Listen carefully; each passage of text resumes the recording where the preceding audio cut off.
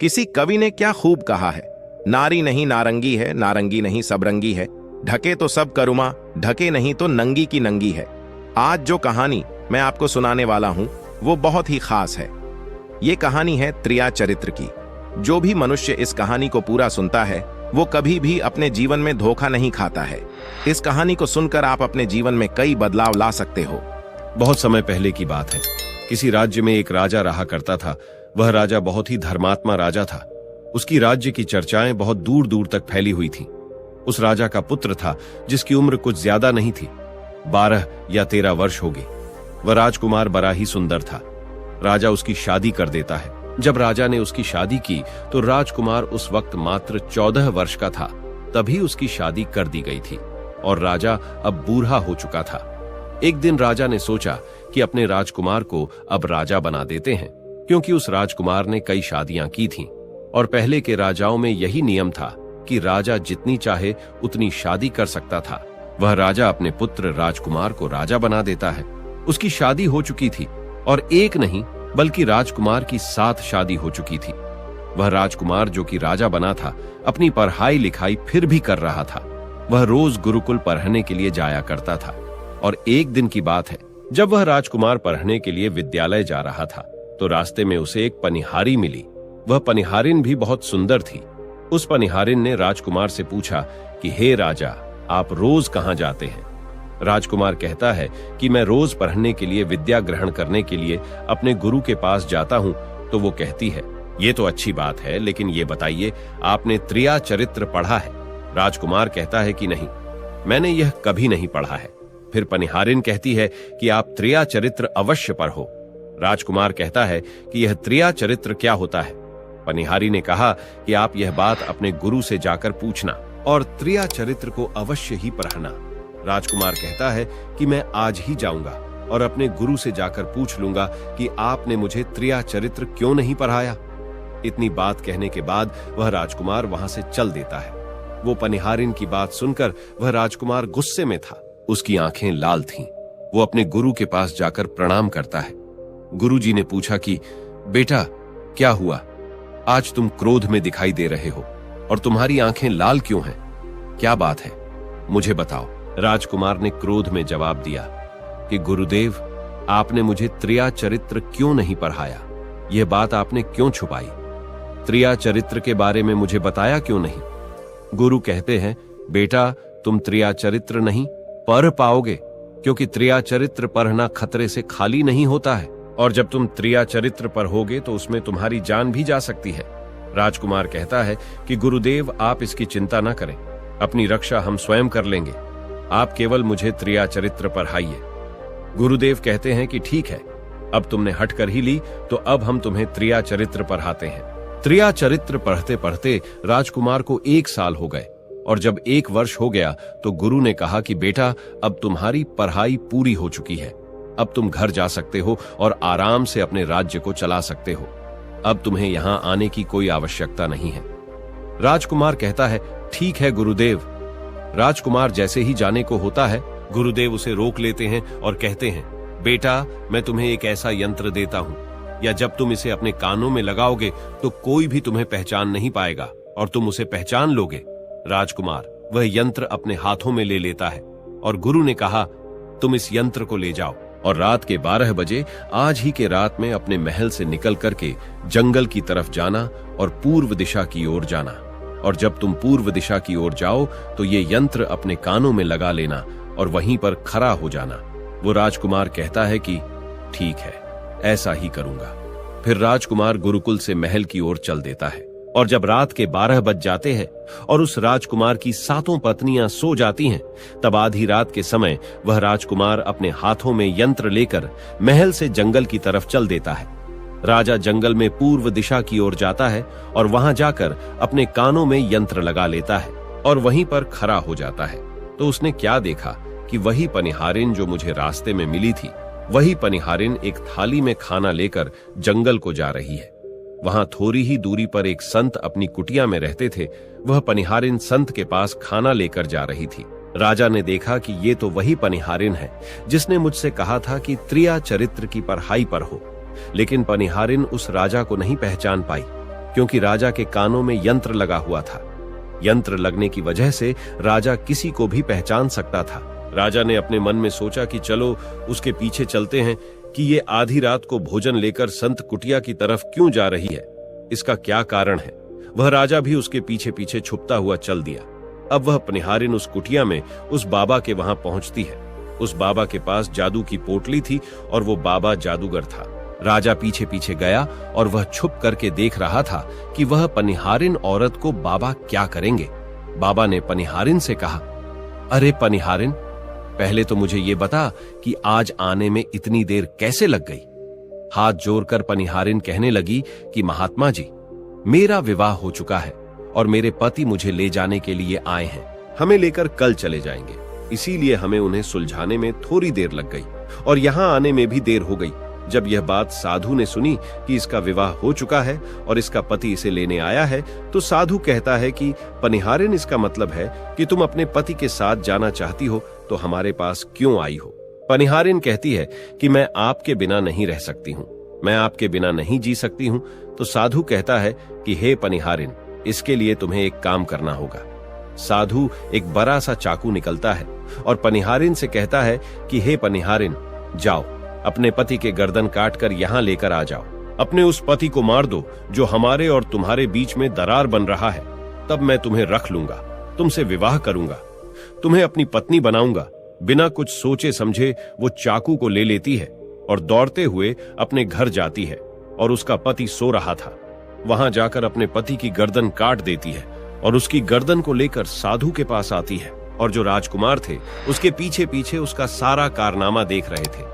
जब साधु ने देखा कि अपने पति को मार करके उसकी गर्दन यहां लेकर आई है, साधु को बहुत गुस्सा आया और उसने उसे लात मारी और कहा, भाग जाओ यहां से। जब तू अपने पति की नहीं हो सकी, जिसके साथ तूने 7 फेरे लिए, तो तू मेरी क्या होगी। जल्दी भाग जाओ यहां से। अगर तुम मेरे पास दोबारा आई तो मैं तुझे जीवित नहीं छोड़ूंगा।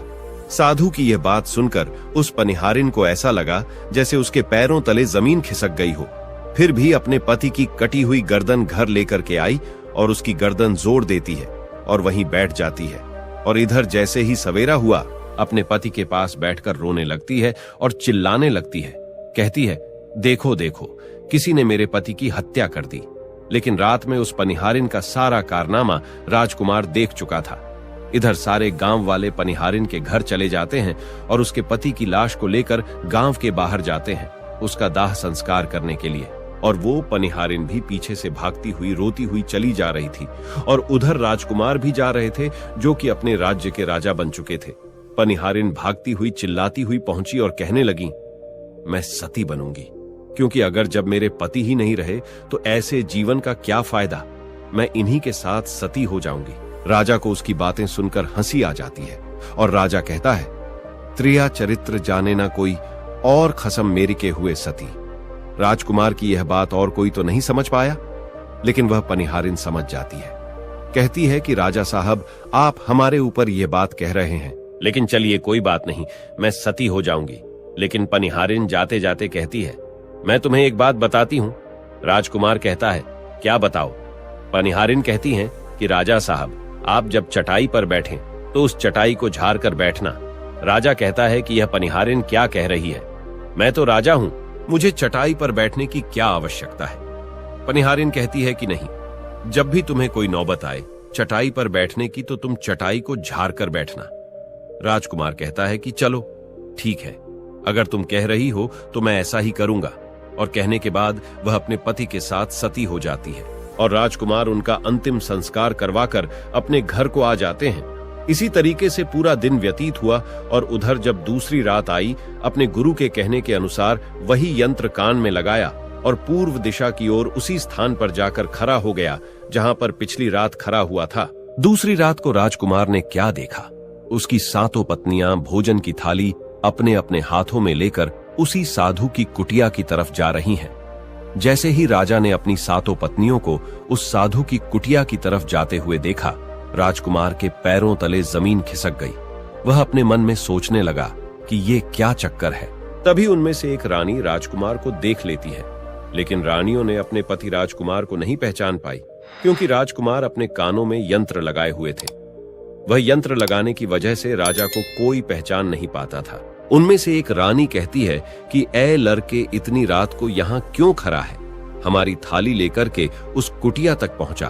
बिना कुछ सोचे समझे राजकुमार ने वह थाली अपने हाथों में ले ली और अपनी रानियों के साथ कुटिया तक जाने लगा। जब सातों रानियां और राजकुमार उस साधु की कुटिया में पहुंचते हैं और राजकुमार कुछ भी नहीं बोल रहा था, क्योंकि राजकुमार देखना चाहता था कि हमारे प्यार में ऐसी क्या कमी है जो हमारी सातों रानियां इस साधु के पास आती है, और इस साधु के पास ऐसा क्या है जो हमारी सातों रानी अभी यहाँ आ रही है। वह राजकुमार छुप करके सब जानना चाहता था। इधर जब वह सातों रानियां राजकुमार को लेकर साधु के पास पहुंची तो महात्मा राजकुमार को देखकर कहता है कि ये कौन है? तो सातों रानियां कहती हैं कि महात्मा जी, यह बालक हमें रास्ते में मिला, इसने हमारी सहायता की तो हम इसे अपने साथ लेकर आ गए। रानी कहती हैं कि एक काम करते हैं, इसे आज रात यहीं रहने देते हैं, कल सुबह होते ही यह चला जाएगा। वो साधु उनकी बातों को मान लेता है। वह साधु अपने एक शिष्य को बुलाता है और उससे कहता है कि आज रात के लिए इस बालक की रुकने की व्यवस्था कर दो। वह शिष्य राजकुमार को लेकर एक कमरे में जाता है। उस कमरे में एक चटाई बिछी हुई थी। शिष्य कहता है कि देख भाई, आज तुझे चटाई पर सोना पड़ेगा। वह शिष्य राजकुमार को इतना कहकर वहां से चला जाता है। राजकुमार उस कमरे में अकेला पड़ जाता है।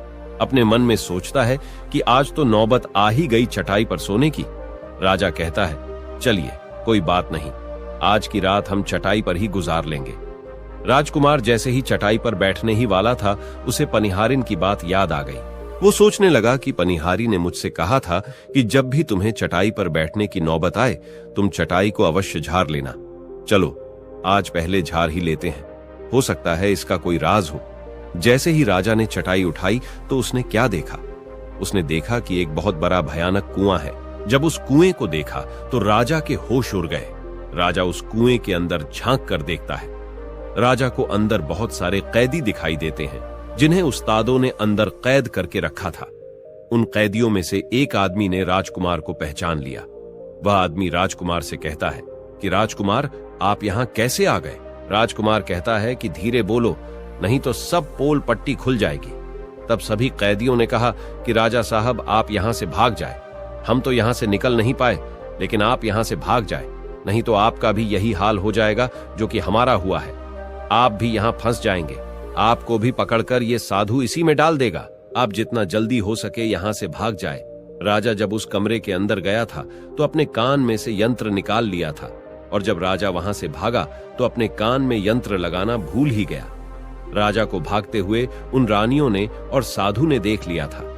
रानियों ने जब राजा को भागते हुए देखा तो रानी कहती हैं, यह तो हमारे पति हैं।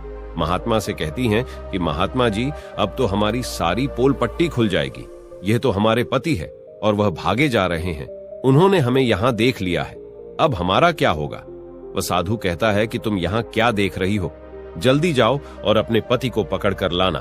तो रानियां राजकुमार को पकड़ने के लिए दौड़ी दौड़ी जाती है, लेकिन वह राजकुमार जो राजा था इतना तेज था कि वह अपने महल जा पहुंचा, और घबराई रानियों के तो होश उड़ गए। फिर वापस उसी बाबा के पास आती है और बाबा से कहती है कि महाराज, अब तो हमारे पति हमें जीवित नहीं छोड़ेंगे। हम जैसे ही घर जाएंगे वो हमारी जान ले लेंगे। हे महात्मा, आप हमें बचा लीजिए, इसका कोई उपाय कीजिए। तब जाकर वह साधु रानियों को एक जादुई कील देता है और कहता है कि जब तुम जाओ तो अपने पति को बहला फुसलाकर उसके माथे में यह जादुई कील घुसा देना। तुम्हारे पति को ढेर बना देगा और तुम साथ मिलकर उसे मार देना। बस कहानी खत्म हो जाएगी और तुम सातों रानियों बच जाओगी। सब रानियां तैयार हो जाती हैं। वो सातों रानियां साधु की बात मान लेती हैं और जादुई कील लेकर महल आती है। वह सातों रानियां आपस में विचार करती हैं कि राजा सबसे ज्यादा प्रेम सबसे छोटी वाली रानी को करते हैं, तो वह 6 रानियां मिलकर जादू वाला कील छोटी रानी को दे देती है और कहती है, ये लो, तुम्हारा काम है, तुम किसी भी तरह राजकुमार के सर में ये कील गाड़ देना। तो छोटी वाली रानी कहती है, ठीक है, और छोटी वाली रानी वह कील ले लेती है। जब राजा ने उन सातों रानियों को आते हुए देखा तो क्रोध में कहा कि पहले तुम यहीं रुको, पहले मुझे ये बताओ कि हमारे राज्य में और हम में ऐसी क्या कमी है कि तुम आधी रात को उस साधु के पास जाते हो? इसका क्या कारण है? पहले तुम मुझे ये बताओ। तो सातों रानियां हाथ जोड़ कर कहती हैं, महाराज, हमें माफ कर दीजिए। हमें लगता है कि उस साधु बाबा ने हम पर कोई जादू टोना कर दिया था, इसीलिए हमसे ऐसी गलती हो गई। आइंदा ऐसी गलती हमसे कभी नहीं होगी।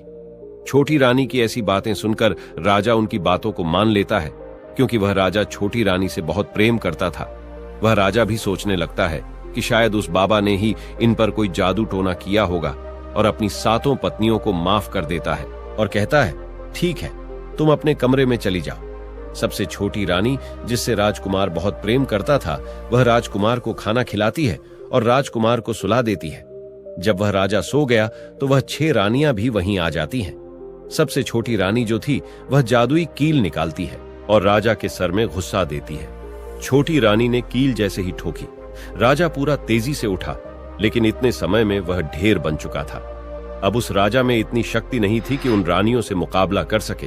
वह 7 रानियां उस राजा को पकड़ने लगी। राजा फिर भी हिम्मत नहीं हारा और अपने महल की खिड़की से कूदकर राजा भागते भागते अपने गुरु के पास पहुंच गया और कहने लगा कि गुरुजी, मुझे माफ कीजिए, मेरी जान बचाइए, नहीं तो मैं मारा जाऊंगा। गुरु कहते हैं कि बेटा, मैंने तुमसे कहा था कि तुम त्रिया चरित्र मत सीखो, इसमें जान भी जा सकती है। देखा इसका नतीजा। राजकुमार कहता है, गुरुदेव, मुझे माफ कर दो और जल्दी मेरी जान बचाओ, नहीं तो मैं मारा जाऊंगा।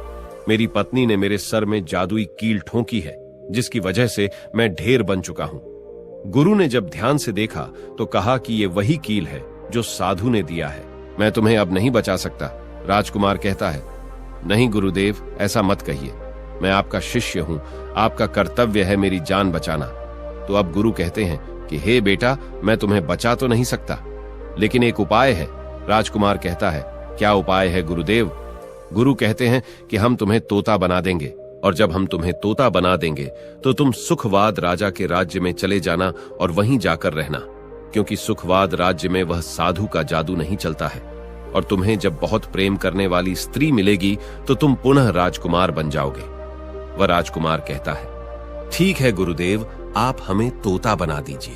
तो वह गुरुदेव उसे तोता बना देते हैं, और वह तोता बनने के बाद वहां से ऊरा और सुखवाद राजा के राज्य में चला गया।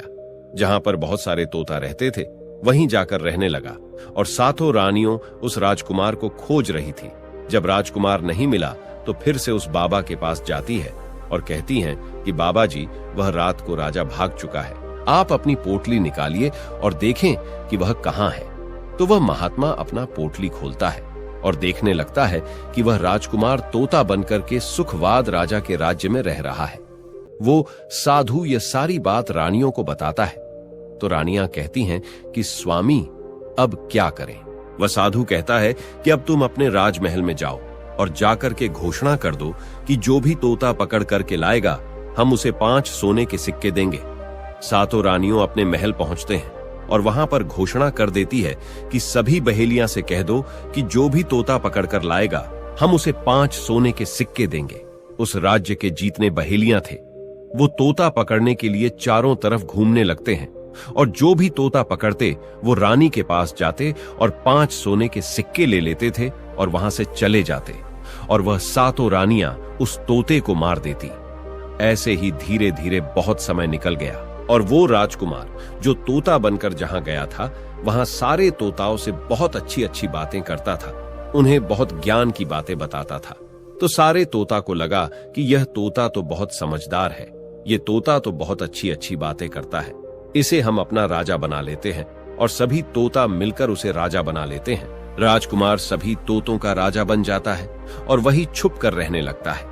एक बहेलिया तोता पकड़ते पकड़ते सुखवाद राजा के राज में पहुंच जाता है, और वह उसी पैर के पास पहुंच जाता है जहां पर वह राजकुमार तोता बनकर छुप कर रहता था। जब उस बहेलिये ने इतने सारे तोते को देखा तो अपने मन में सोचा कि अगर हम इतने सारे तोते पकड़कर रानी के पास ले जाएंगे तो हमें बहुत सारी सोने के सिक्के मिल जाएंगे।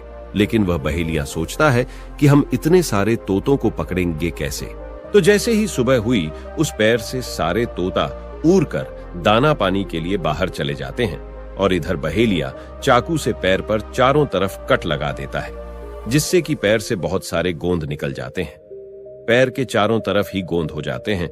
जो लोग गोंद के बारे में नहीं जानते मैं उन्हें बता दूं कि हर पैर पर एक प्राकृतिक गोंद निकलता है जिससे हम कुछ भी चिपका सकते हैं। तो दोस्तों, अब बहेलिया सोचता है कि जब भी वह सारे तोते आएंगे, इस पैर पर बैठेंगे, वह सभी इस पैर में चिपक जाएंगे और मैं आसानी से उन्हें लेकर चला जाऊंगा।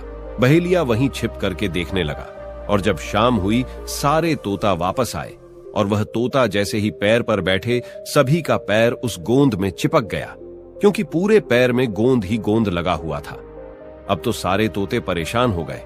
उनमें राजकुमार, जो अभी तोता बना हुआ था, वह भी चिपक गया था। सारे तोते राजकुमार से कहते हैं, क्योंकि सारे तोते राजकुमार को अपना गुरु मानते थे, कि आप कुछ भी सोचो, हम सबको बाहर निकालो, नहीं तो सुबह तक बहेलिया आएगा और हमें पकड़ कर लेकर चला जाएगा।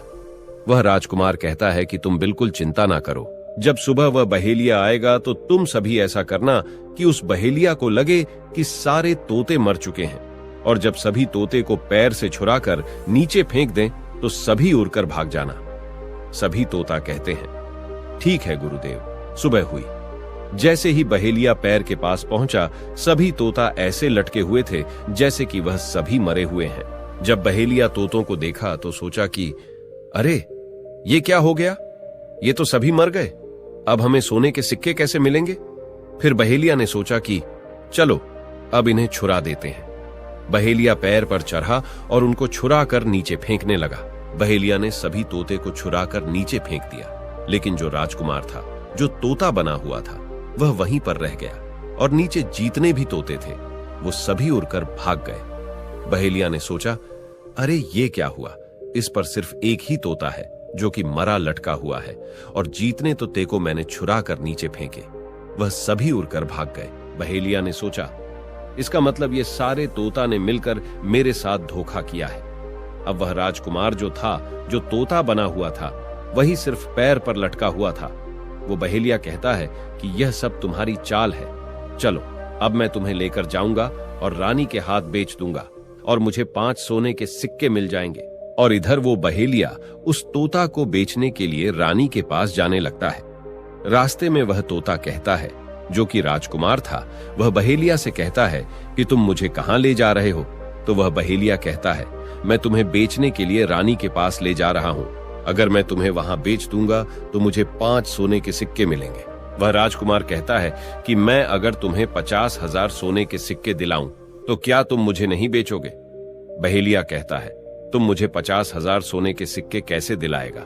तोता कहता है कि राजा सुखवाद के यहाँ एक बहुत बड़ा मेला लगता है, तुम मुझे वहीं बेचो, मूल में स्वयं बताऊंगा। बहेलिया उस तोते की बात मान लेता है और रानी के पास बेचने की जगह राजा के राज्य के मेले में तोता को बेचने चला जाता है। और राजा के राज्य में यह नियम था, अगर किसी व्यक्ति का सामान शाम तक नहीं बिके तो वह राजा स्वयं आकर उसे खरीद लेता था। बहेलिया उस तोते को लेकर बाजार में पहुंचा हुआ था। जब कोई व्यक्ति उस तोते को खरीदने आता तो वह पूछता कि यह कितने का है? तो वह बहेलिया कहता है कि तोता अपना दाम स्वयं बताएगा। तो वह तोता अपना दाम इतना बता देता कि कोई भी व्यक्ति उसे खरीद ही नहीं पाता। ऐसे ही करते करते शाम हो गई और अब सभी अपने अपने दुकान लेकर चले गए। सभी का दुकान उजड़ गया था, बस एक बहेलिया और एक तोता ही रह गए थे। इधर राजा ने अपने सिपाहियों को आदेश दिया कि जाओ देख कर आओ, किसी का सामान तो नहीं रह गया है। जब राजा के सिपाही आए तो उन्होंने देखा कि एक बहेलिया तोता को लेकर बैठा हुआ है। सिपाही बहेलिया से कहते हैं कि हे बहेलिया, तुम्हारा तोता क्यों नहीं बिका? तुम इसे कितने में बेच रहे हो?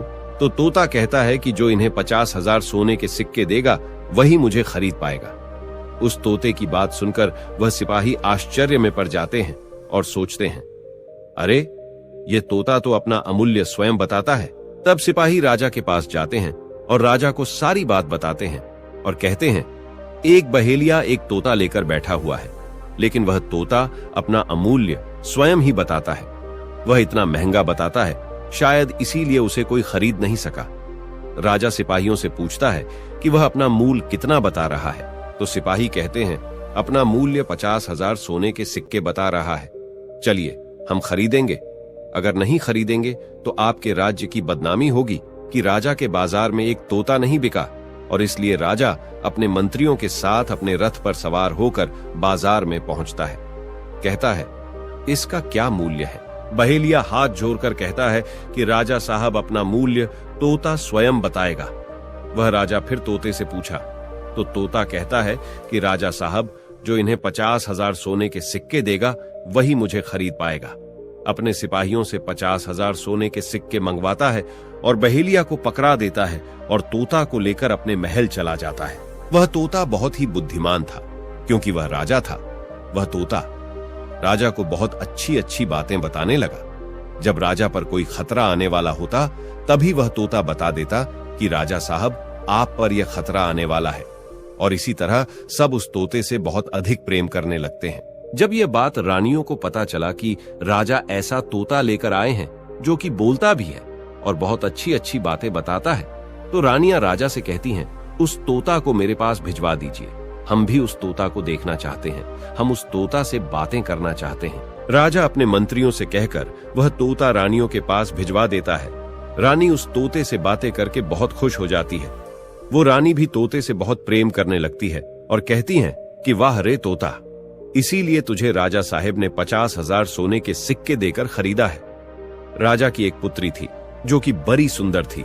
रानी अपनी पुत्री से कहती है कि आज से तुम ही इस तोते का ध्यान रखोगे और कल तुम इसे अच्छे से धोकर नहला देना। वो राजकुमारी भी उस तोते से बहुत प्रेम करती है। जैसे ही सुबह हुआ, राजकुमारी उस तोते को लेकर नहलाने जाती है। राजकुमारी उसे नहला रही थी तो उसने देखा कि तोता के सिर पर कील सा कुछ लगा हुआ है। राजकुमारी उसको निकाल देती है। राजकुमारी जैसी ही कील को निकालती है, वह तोता पहले वाला एक सुंदर सा राजकुमार बन जाता है। उसे देखकर राजकुमारी घबरा जाती है। राजकुमार कहता है कि तुम घबराओ नहीं, ये कील वापस से मेरे सर में लगा दो तो मैं फिर से तोता बन जाऊंगा, और इसके बारे में मैं तुम्हें रात्रि में बताऊंगा। तुरंत ही वह राजकुमारी वह कील राजकुमार के सर में लगा देती है और वह वापस से तोता बन जाता है। रात को राजकुमारी तोते को लेकर अपने कमरे में जाती है और उसके सर से कील निकाल देती है और वह तोता फिर से राजकुमार बन जाता है। वह राजकुमार अपनी सारी दास्तां उस राजकुमारी को बताता है और कहता है, माफ करना, यह दास्तां तुम किसी को बताना नहीं तो मेरी जान चली जाएगी। राजकुमारी इसके बारे में अपनी माता और पिता को भी नहीं बताती है। दिन भर वह तोता रहता है और रात को राजकुमारी उस तोते को अपने कमरे में ले जाती और उसके माथे से कील निकाल देती और वह राजकुमार बन जाता, और रात में वह दोनों साथ में ही रहते। और ऐसे ही धीरे धीरे समय निकलता गया। राजकुमारी को राजकुमार से प्रेम हो जाता है। इधर क्या हुआ, जो राजकुमार की पत्नियां थीं वह बहुत सारे तोते मरवा देती हैं, लेकिन जो राजकुमार तोता बना हुआ था वह उन्हें नहीं मिलता है और वे उसी साधु के पास जाती हैं और कहती है कि हे महात्मा, हमारे पति तो अभी तक हमें नहीं मिले, हम अब क्या करें, उन्हें कैसे मारें। वो साधु फिर से अपनी पोटली खोलता है और देखता है कि वह राजकुमार अभी तक तोता बन के राजा के घर में रह रहा है। वह साधु रानियों से कहता है कि तुम एक काम करो कि तुम नृत्य कला सीखो। हम सभी मिलकर उस राजा के घर नृत्य कला करने जाएंगे, और जब राजा हम पर प्रसन्न हो जाएगा और हमें कुछ मांगने को कहेगा तो हम उस तोते को ही मांग लेंगे और फिर आसानी से उसे मार देंगे। धीरे धीरे समय बीता। साधु तबला बजाता और सातों रानी पूरी तरह से नृत्य कला सीख चुकी थी। अब साधु को लगा कि हम सफलता प्राप्त कर सकते हैं और उस तोते को उस राजा से मांग सकते हैं। साधु का भेष बदल करके उन सातों रानियों को नृत्य कला वाली स्त्री बनाकर के राजा के दरबार में पहुंच गया। राजा उस साधु से पूछता है कि आप लोग कौन हैं, यहाँ क्यों आए हैं। तब साधु कहता है कि हम सब नृत्य कला वाले हैं, आपके महल में हम नृत्य कला दिखाना चाहते हैं। राजा को भी गाने और बजाने का बहुत शौक था, वह मान जाते हैं। उधर वह साधु अपना गाना बजाना चालू करता है। जब उनकी गाने बजाने की आवाज तोता के कानों में पहुंची तो तोता समझ गया कि वह साधु हमारी सातों रानियों को लेकर भेष बदल कर यहाँ पर आ गया है, अब हमारी जान नहीं बचेगी। लेकिन जब राजकुमारी उस तोते को लेकर अपने कमरे में जाती है, उस तोते के सर से कील निकालती है और वह तोता राजकुमार बन जाता है। और वह राजकुमार सारी बातें उस राजकुमारी को बताता है। कहता है कि देखो, जो यह गाने बजाने वाले आए हैं यह वही साधु हैं। यह गाने बजाने से राजा को खुश कर देगा और बदले में मुझे मांग लेगा और ले जाकर मुझे मार देगा। वह राजकुमार कहता है कि सुनो राजकुमारी, जब राजा आदेश दें कि तोता को लेकर आओ तो तुम मुझे मत देना। जब राजा खुद यही मुझे लेने आए तब भी तुम मुझे मत देना। कहना कि तोता को नहीं दूंगी, और जब राजा ना माने, राजा तुमसे जिद करे और मुझे मांगे, तब तुम गुस्से में आकर के पिंजरे को फेंक देना। उसके बाद मैं अपने बचने का रास्ता हम स्वयं ही ढूंढ लेंगे। राजकुमारी कहती है कि ठीक है, और वहां गाना बजाना हुआ तो राजा प्रसन्न होकर उन्हें कहते हैं कि मांगो, क्या मांगना चाहते हो। वह साधु कहता है कि जो आपके पास तोता है, जो आप कुछ दिनों पहले ही खरीदे हैं, वह तोता आप मुझे दे दो। राजा कहता है ठीक है। राजा अपने मंत्री को आदेश देता है कि जाओ, उस तोते को लेकर आओ। मंत्री राजकुमारी के पास पहुंचता है और कहता है कि यह तोता मुझे दे दो। राजकुमारी कहती है नहीं दूंगी। मंत्री कहता है कि देखिए, आप जिद मत कीजिए। राजकुमारी कहती है कि तुम जाओ और मेरे पिताजी को यहां भेज दो, वह आकर इसे ले जाएंगे। मंत्री राजा को जाकर सारी बात बताता है। राजा स्वयं आता है उस तोते को लेने के लिए। वह राजा जाकर कहता है कि बेटे, यह तोता मुझे दे दो। यह नृत्य कला वाले को देना है जो यहाँ गाना बजाना किए हैं, यह उन्हें देना है। तो राजकुमारी कहती हैं कि पिताजी, यह तोता मैं नहीं दूंगी। क्रोध में आकर राजा कहने लगा कि बेटी, कैसी बातें कर रही हो, इसे देने का मैंने वादा किया है। जब राजकुमारी ने राजा को क्रोध में देखा तो राजकुमारी को भी गुस्सा आ गया और राजकुमारी गुस्से में पिंजरे को जमीन पर फेंक देती है। वह पिंजरा जैसे ही जमीन पर गिरा, वह टूट गया और तोता जो था वो चावल का दाना बन गया। और जैसे ही साधु को ये बात पता चली, साधु भी तुरंत कबूतर बन जाता है और उस दाने को कबूतर झुकने लगता है। उसमें से जो एक दाना था, बस वही राजकुमार था। जैसे ही वह दाना कबूतर झुकने वाला होता है, राजकुमार बाज बन जाता है और एकदम से कबूतर पर झपटता है और उसे मार देता है। इस तरह से उस साधु की मृत्यु हो जाती है। राजा यह सब देखकर आश्चर्यचकित हो जाता है। उस कबूतर को मारकर फिर से तोता बन जाता है और जो राजकुमारी थी उस तोते से कील निकाल देती है और वह फिर से पहले जैसा राजकुमार बन जाता है। वह राजकुमारी अपने पिता को सारी बात बता देती है। वह राजकुमार कहता है कि देखिए राजा साहब, मैं भी एक राजा हूं और मैं आपकी बेटी से प्रेम करता हूं और मैं उनसे शादी करना चाहता हूं। वह राजा अपनी पुत्री से पूछता है कि बेटी, क्या तुम इससे शादी करना चाहती हो? तो राजकुमारी कहती हैं कि पिताजी, मैं इनसे प्रेम करती हूं।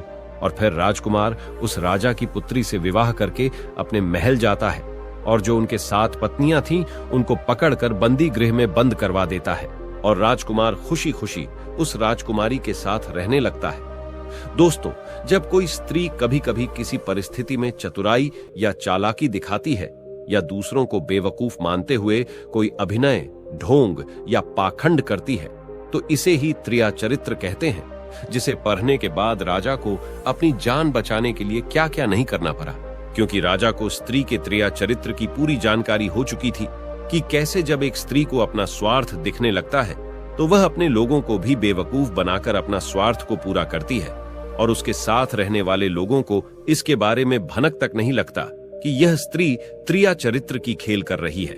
दोस्तों, आज के टाइम में हर दूसरा लोग त्रिया चरित्र कर रहा है, जिसके अंदर थोड़ा सा भी स्वार्थ है। इसलिए दोस्तों, जो आपके दिल के करीब है उसके बारे में आप पूरी जानकारी रखिए कि उसके अंदर खुद को लेकर कोई स्वार्थ तो नहीं छुपा है, और अगर ऐसा है तो आप उनसे थोड़ा दूर ही रहिए, क्योंकि ऐसे में आपको जिंदगी के हर एक कदम पर धोखा ही मिलेगा। क्योंकि एक स्वार्थी स्त्रियां अपनी स्वार्थ के लिए जिंदगी में कुछ भी कर सकती हैं। तो दोस्तों, आपको ये वीडियो कैसी लगी कमेंट करके जरूर बताएं।